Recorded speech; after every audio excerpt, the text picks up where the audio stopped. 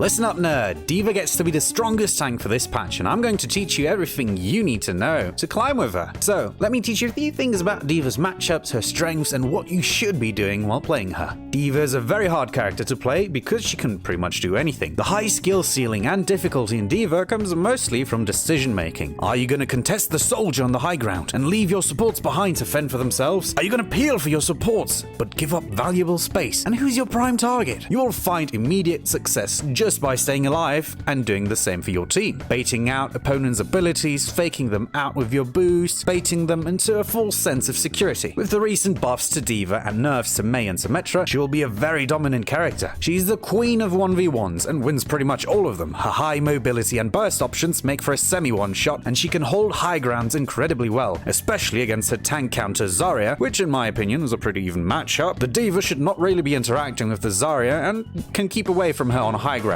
Bubbles get baited out easily and grabs can be eaten by D.Va's defense matrix. In a 1v1, D.Va should have no problem beating her either. But D.Va cannot protect herself or her teammates from Zarya's beams. But if your teammates are feeding the Zarya her energy, it's gonna be an uphill battle.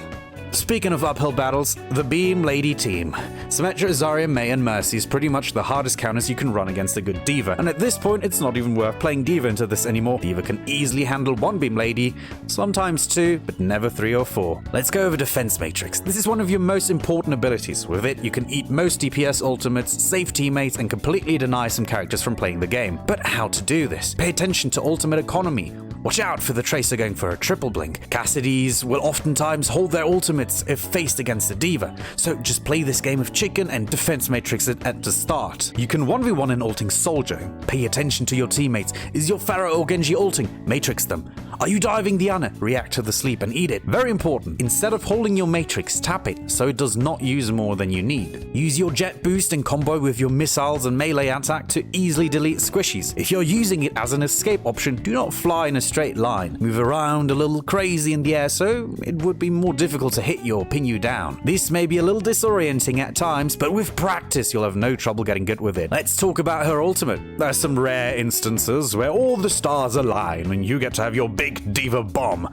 This can happen in lower skilled lobbies or if cooldowns are being carefully watched and her bomb angles are practiced. But in higher ranks and most cases, the way to play with her ult is more like a second life. This relies heavily on your ability to survive as baby D.Va while the bomb is going off. Hiding behind the bomb can sometimes be a good option, or running into a corner. If you do get demeg, you need to either die quickly if you're the last person alive, or get your Mac back as soon as possible. Baby D.Va is actually incredibly lethal and can quickly delete a character. In these cases, getting the kill usually builds half your ultimate charge back.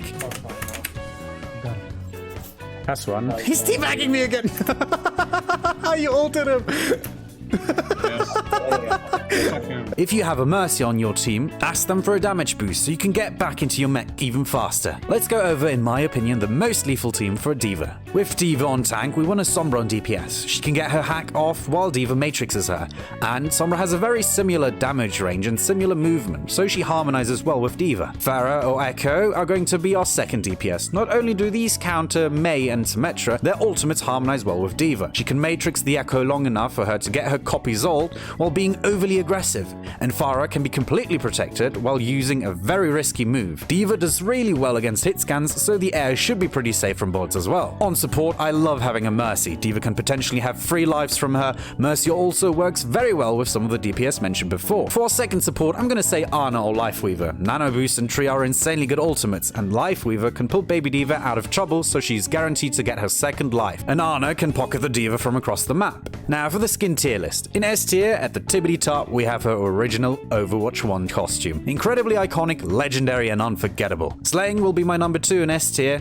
I love the hair, I love the socks, the mech looks awesome, and the golden gun goes well with it. Number 3 in S tier is D.Va. Special voice lines, awesome colors, this one I love. Number 4 in S tier is the K-pop skin. Very well polished and looks clean. Number 5 is the turtle ship. The mech is probably my favorite out of all of them, but I don't really like the bun for D.Va here, so number 5 it is. In A tier, we have her all-star skin. It is a really well-made skin, but I just don't like the blue eyes on this skin. If they made it maybe like gold, and I would have been on board for S tier on that one. Palanquin, EDM, Cruiser, Junebug, Officer, Wave Razor all follow that in this order. Shin Rei Hong is incredibly sad. I love the mech so much, but they made this weird fox girl baby D.Va that looks like she has a wig on, and I just can't get past it. Black Cat also gets B tier. Not a fan of the mech.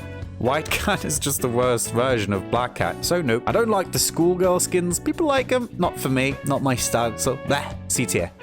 And down in D tier, we have the Junker skins. They could have given her cooler hair and I would have loved it. But alas, I don't like the pixie-ish haircut they gave her. If you made it this far, thanks for watching, but subscribe to feed me and I'll see you in the next one. Bye-bye.